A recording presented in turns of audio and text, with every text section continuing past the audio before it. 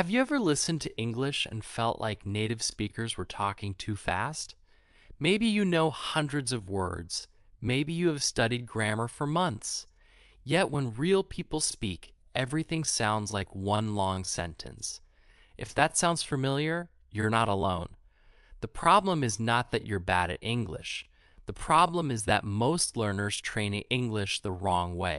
In this lesson, you will discover how your brain actually learns to understand spoken English, why listening is one of the most powerful learning tools available, and how many learners eventually reach a point where they can understand most everyday English without translating every word. Stay with me until the end, because the final method can completely change the way you practice English every day. Chapter 1. Why listening feels so difficult. Many English learners experience the same frustration. They spend months learning vocabulary, they study grammar rules, they complete exercises, they memorize lists of words.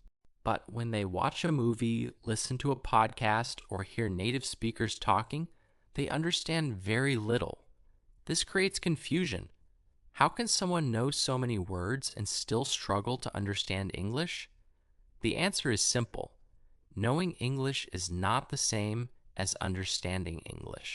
When you study vocabulary, your brain learns information. When you listen, your brain learns patterns. These are two different skills. Imagine learning the names of every football player on a team. Will that automatically make you a great football player? Of course not. Knowledge alone is not enough. Practice is required. Listening works the same way. Many learners spend years collecting information, but very little time training their ears. As a result, reading feels easier than listening. Writing feels easier than listening. Even grammar feels easier than listening. Because listening requires the brain to process information instantly. There is no pause button in real conversations. Words arrive quickly. Sounds connect together. Sentences disappear in seconds. Your brain must keep up. This is why listening often becomes the biggest challenge in language learning. But it is also why listening practice can create enormous improvement. Because once your ears become stronger, every other skill becomes easier. Your reading improves. Speaking improves. Vocabulary grows naturally. Confidence increases. Listening is not just another skill. It is the foundation that supports all the others. Chapter 2. Why understanding English is different from learning English. Let's explore one of the biggest misunderstandings in language learning. Many people believe that learning English automatically leads to understanding spoken English. Unfortunately, that is not always true.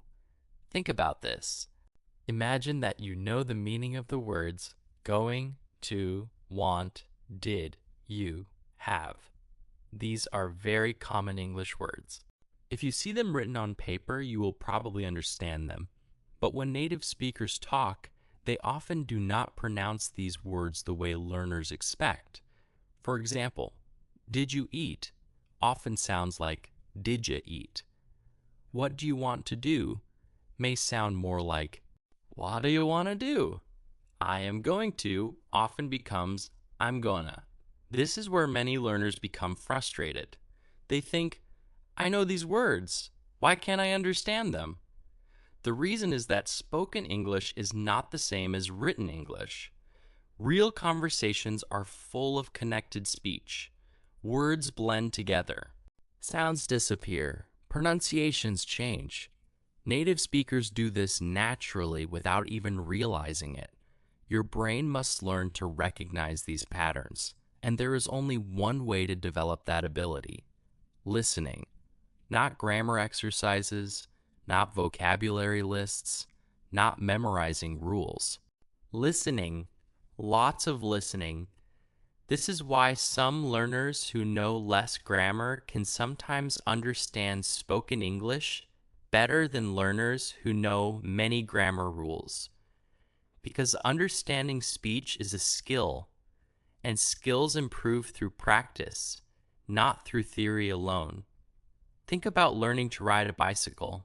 You can read books about bicycles for months, you can watch videos about bicycles, you can memorize every part of a bicycle, but until you actually ride one, your brain never develops the skill. Listening works exactly the same way. The more you expose yourself to spoken English, the more your brain begins recognizing sound patterns automatically. At first, everything sounds fast. Then individual words begin to appear. Later, entire phrases become familiar. Eventually, your brain stops processing every word separately. Instead, it starts understanding groups of words as complete ideas. This is how native speakers listen, and this is the ability you are building every time you practice listening. The process is gradual, but it is very real. And once it begins, progress often becomes faster than many learners expect, because your brain is constantly adapting to the language it hears repeatedly. Chapter 3. Why native speakers sound so fast. One of the most common complaints among English learners is this: native speakers talk too fast. At first, this seems true. You listen to a conversation, you hear sounds, you hear words, but everything feels impossible to separate. The strange thing is that native speakers are often not speaking as fast as learners think. The real problem is usually not speed. The real problem is recognition. Let's use an example. Imagine that someone says, "I don't know what you're talking about." A beginner may hear something like, "I don't know what you're talking about." The sentence seems completely different. It sounds like one long word, but to a native speaker, every part is clear. Why? Because their brain has heard these sound patterns thousands of times. Their brain recognizes entire chunks of language instantly. This is something language researchers often call chunking. Instead of processing individual words, the brain processes groups of words together. For example, "I don't know." "Do you want to?" "What are you doing?" "How are you?" At the end of the day, native speakers hear these phrases as single units, not as separate words. This makes understanding much faster. Now think about your own language. When someone speaks your native language, you do not analyze every word individually. You understand ideas. You understand meaning. Your brain skips enormous amounts of processing because the patterns are familiar. The same thing eventually happens with English, but only after enough listening exposure. This is why listening becomes easier over time, not because English changes, because your brain changes. Your brain becomes more efficient at recognizing patterns. This is an important idea. Many learners believe they must understand every single word, but that is not how listening works. Even native speakers occasionally miss words. They rely on context. They rely on patterns. They rely on previous experience. Suppose you hear, "Yesterday I went to the underscore underscore and bought some vegetables." Even if one word is unclear, your brain can often guess the meaning. Perhaps it was market, store, supermarket. The exact word may not matter. The overall meaning remains clear. Strong listeners focus on meaning. Weak listeners often focus on individual words, and this creates a huge difference. Because when you try to catch every word, your brain becomes overloaded.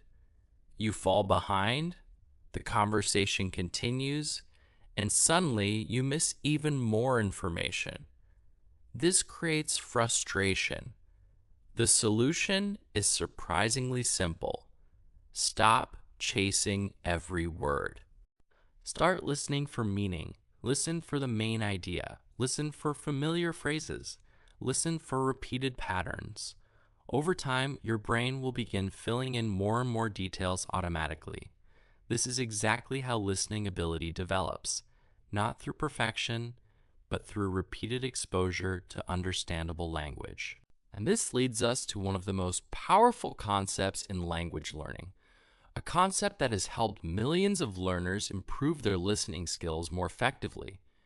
The idea is called comprehensible input, and understanding it can completely change the way you practice English. Chapter 4. The most effective type of listening practice. Many learners believe that difficult content creates faster progress. It sounds logical. If something is hard, it must be helping you improve, right? Not always. In fact, one of the biggest mistakes English learners make is listening to content that is far beyond their current level. Imagine a beginner trying to understand a fast political debate on television. The speakers talk quickly. The vocabulary is advanced. The topics are complex. The learner understands almost nothing. After 20 minutes, they feel exhausted. And they often conclude, "My English is terrible." But the problem is not their intelligence. The problem is the material. When listening becomes too difficult, the brain cannot build strong connections. There's simply too much information missing. Think about learning to lift weights. If a beginner walks into a gym and immediately tries to lift an extremely heavy weight, what happens? They fail, not because they are weak, because the challenge is too large. Language learning works similarly. The brain improves most effectively when it understands most of what it hears. Not everything, but most of it. Many language experts suggest that learners should understand enough content to follow the general meaning while still encountering some new words and expressions. This creates the perfect balance. The material remains understandable, but growth still occurs. This is often called comprehensible input, and it is one of the most important ideas in modern language learning. When you understand the message, your brain begins connecting sounds, words, grammar, and meaning naturally, without constant analysis, without translating every sentence, without memorizing endless rules. This process feels surprisingly effortless. Not because learning becomes easy, because the brain is doing what it was designed to do. Humans learn language through exposure. Children do not learn their first language by studying grammar books. They learn through massive amounts of understandable input. They hear words repeatedly. They hear patterns repeatedly. Over time, understanding grows. Adults are capable of using the same principle. The difference is that adults often become impatient. They want immediate results. They want perfect understanding. They want complete control. But language does not develop that way. Language develops through gradual accumulation. A little more understanding today, a little more tomorrow, a little more next month, and eventually those small improvements become enormous. This is why slow English content can be so powerful. Many learners underestimate it because it feels simple. But simplicity often creates the strongest learning environment.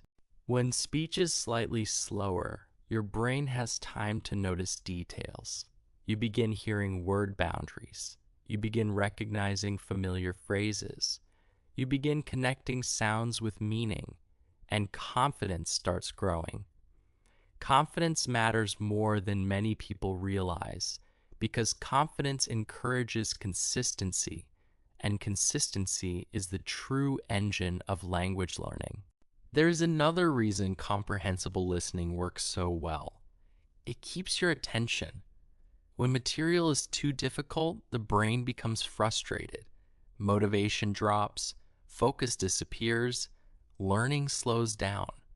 But when material is understandable, curiosity remains active. You want to know what happens next. You want to hear the next sentence. You want to understand more. This creates longer learning sessions, and longer learning sessions create more exposure. More exposure creates more familiarity. More familiarity creates more understanding. Everything starts reinforcing itself. That is why choosing the right listening material is one of the smartest decisions an English learner can make. Not the hardest material, not the most advanced material, the most understandable material, because understanding is what allows the brain to learn. And once you understand this principle, many common language learning mistakes suddenly become obvious. Mistakes that prevent thousands of learners from improving their listening skills despite spending years studying English. In the next section, we will examine those mistakes and learn how to avoid them. Let's talk about what you should do every day if you truly want to improve your listening skills. Many learners ask, how much should I listen? The answer is simple. Listen every day. Not once a week, not when you feel motivated. Every day. Even 15 or 20 minutes daily can make a huge difference over time. Consistency is more powerful than intensity. Many people listen for 3 hours on one day and then stop for an entire week. That is not effective. Your brain learns through repeated exposure. The more often you hear English, the more familiar the sounds become. Think of listening as training your ears. The same way an athlete trains their muscles, you are training your brain to recognize English naturally. Here's a simple daily plan you can follow. First, choose listening material that matches your level. If you are a beginner, do not start with fast movies or difficult podcasts. Choose slow and clear English. Listen to short stories. Listen to beginner conversations. Listen to simple lessons. Second, listen once without worrying about understanding every word. Focus on the general meaning. Third, listen again. This time, pay attention to key phrases and common expressions. Fourth, repeat important sentences aloud. This step is extremely important. When you repeat what you hear, you strengthen the connection between listening and speaking. Many learners skip this step. Do not make that mistake. Your mouth must practice what your ears hear. Another useful technique is called shadowing. Shadowing means repeating the speaker immediately after hearing them. You do not pause. You simply follow the speaker. At first, it feels difficult, but over time it improves both listening and pronunciation. Remember that improvement often feels invisible. Some days you will feel that nothing is changing. You will listen and still struggle. You will watch videos and still miss words. That is normal. Language learning is not a straight line. Progress happens gradually. One day you suddenly realize that you understand a sentence that seemed impossible before. A few weeks later, you understand an entire conversation, then a podcast, then a movie scene. Small improvements become big results. This is why patience is essential. Do not compare yourself to others. Compare yourself to the person you were last month. Ask yourself, do I understand more than before? Can I recognize more words? Can I follow conversations more easily? If the answer is yes, then you are improving, and that is what matters. Now, let me leave you with one final thought. The people who succeed in English are not always the smartest. They are not always the most talented. They are usually the most consistent. They keep listening. They keep learning. They keep showing up every day. And little by little, their English improves. If you want to understand more English, do not search for secret methods. Do not search for shortcuts. Focus on listening. Focus on consistency.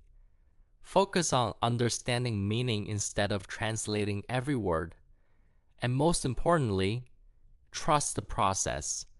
Your brain is designed to learn languages.